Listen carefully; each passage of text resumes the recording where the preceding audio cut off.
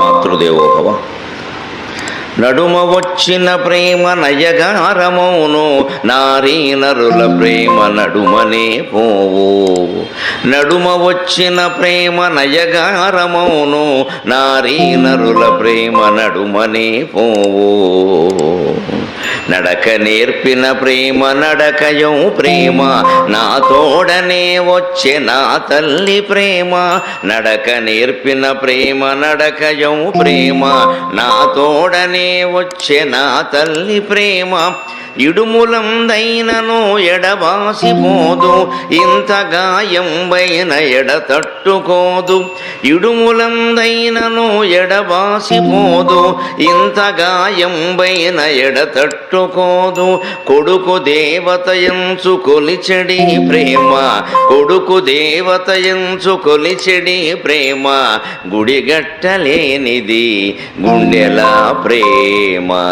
మన తల్లి తరువు మన పూజ, మన జన్మమున కామె మధుమాధవీజ. మానవ సంబంధాలలో ఎన్ని రకాల అనుబంధాలు ఉన్నా అవి ఏదో ఒక ప్రయోజనం నిమిత్తం వస్తాయి, ప్రయోజనం కోసమే ఉంటాయి, ప్రయోజనం తీరగానే తెగిపోతాయి. యాజ్ఞవల్క్య మహర్షి మైత్రేయి అని తన భార్యకు చెబుతాడు.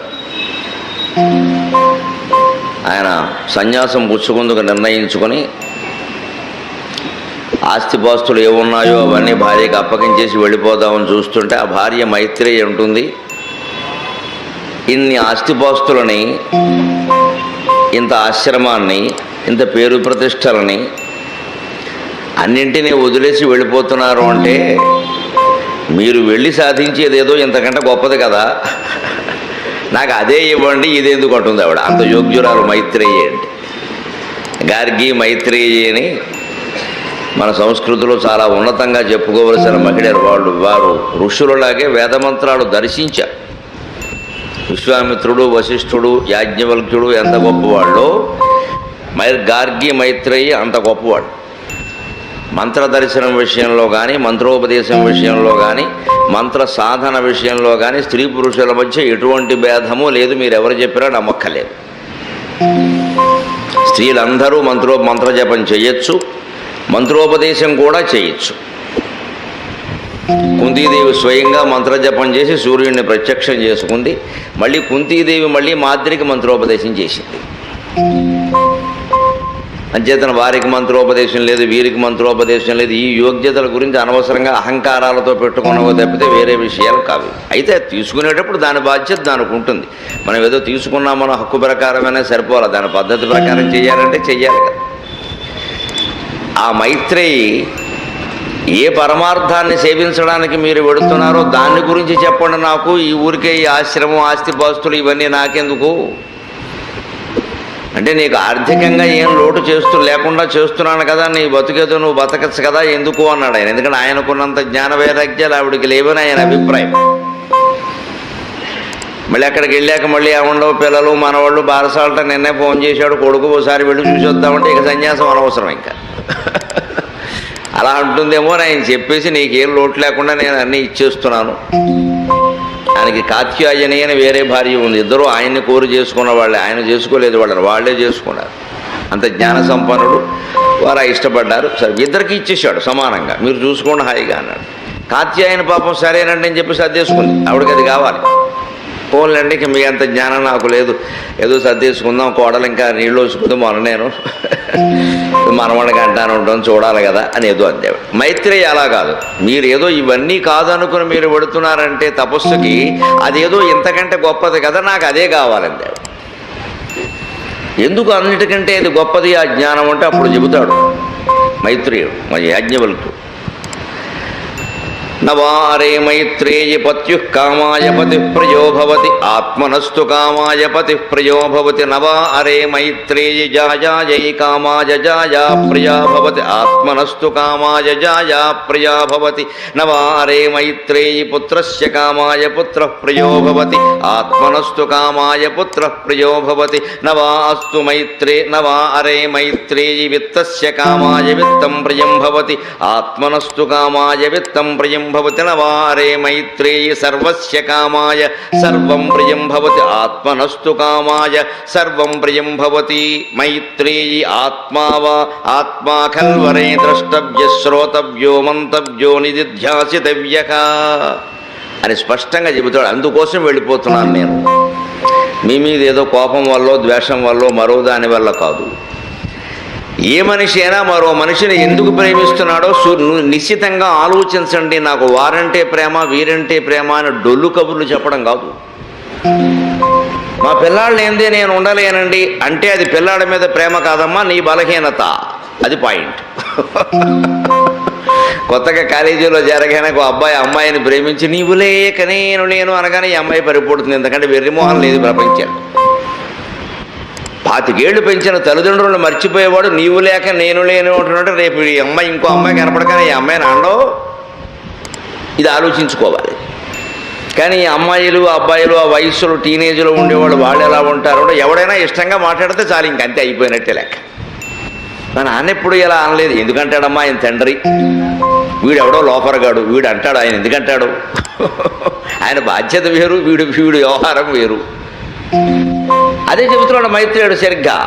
భార్య భర్తను ప్రేమిస్తోంది అంటే భర్త మీద ప్రేమ కాదు, తన మీద ప్రేమే, తనకు ఆయనతో ఉండే అనుబంధమే. అది డబ్బు కావచ్చు, అధికారం కావచ్చు, ఆశ్రయం కావచ్చు, లేదు ఆయన లేనిదే ఉండలేని తనం కావచ్చు. అది కూడా వారికి సంబంధించిందే తప్ప భర్తకి సంబంధించింది కాదు. డబ్బు కోసం ప్రేమిస్తే డబ్బులు పోగానే వదిలేస్తారు.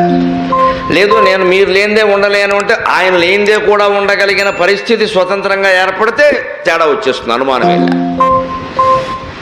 కేవలం భార్యలనే అనలేదు, ఆయన భర్తలను కూడా అన్నాడు. నవారే మైత్రేయ జాయా జై కామాయ జాయా ప్రియా భవతి ఆత్మనస్తు కామాయ జాయా ప్రియా భవతి. మా ఆవిడంటే నాకు పంచప్రాణాలు. ఎందుకంటే పంచప్రాణాలు వండి పెడుతున్నారు కాబట్టి, సమస్త సేవలు చేస్తున్నారు కాబట్టి, అనుకూలంగా ఉంటున్నారు కాబట్టి, పతివ్రతలై ఉంటున్నారు కాబట్టి. ఇందులో ఏదైనా తేడా వస్తే ఇప్పుడు ప్రేమిస్తాడా? ఆడాడు మారిపోయారని నీ మధ్యన బాగా ఎక్కిపోయింది అంటాడు. ఏం ఎక్కిపోయింది? నీకు వ్యతిరేకమైతే ఎక్కిపోయినట్టేనా? నీకు అనుకూలంగా ఉంటే వాడు గొప్పవాళ్ళ, నీకు వ్యతిరేకంగా ఉంటే వాడు వ్యతిరేకమేనా? ఇంకా అంటే మనం అన్నీ మనకు అనుకూలంగానే మాట్లాడుతాం. పుత్రుల్ని ప్రేమించడమేనా అంతే, పుత్రికల్ని ప్రేమించడమేనా అంతే. మా అబ్బాయి అంటే నాకు పంచప్రాణాలు అంటున్నాడంటే వాడు వ్యతిరేకమైన పని చేసినా నువ్వు ప్రేమించగలవా? అప్పుడు వెంటనే ద్వేషిస్తామండి. వంశ ప్రతిష్ట పాడైందంటాం, పరువు హత్యలు కూడా చేసేస్తాం, అనుమానం వెళ్ళ. పరువు హత్యలే, వెళ్ళి అడ్డంగా నరికేయడమే కొడుకునే అల్లుడిని. ఎంత దారుణాలు జరుగుతున్నాయండి ప్రపంచంలో. వాళ్ళు ఎవరో ప్రేమించుకోనండి, ఏదో ఏడవనండి. తల్లిదండ్రులకు అంత కక్ష ఎందుకండి? దయచేసి ఆలోచించండి పెద్దలు, ఎన్ని జరుగుతున్నాయో పత్రికలు. పరువు హత్య ఏమిటండి? ఆ పరువు అనేది ఒక మిథ్యమ్మ, నిజానికి మిథ్య. ఎవ్వరూ మన ఇంట్లో ఎవరైనా కులాంతరం చేసుకున్నా, మతాంతరం చేసుకున్నా, ఇంకేది చేసుకున్నా మనల్ని నిలబెట్టి ఎవరూ ప్రశ్నించరు. నేను కూడా 2 కొడుకుల తండ్రిగానే చెబుతున్నాను బాధ్యతగా. మనల్ని నిలబెట్టి ఎవరు ప్రశ్నించరండి.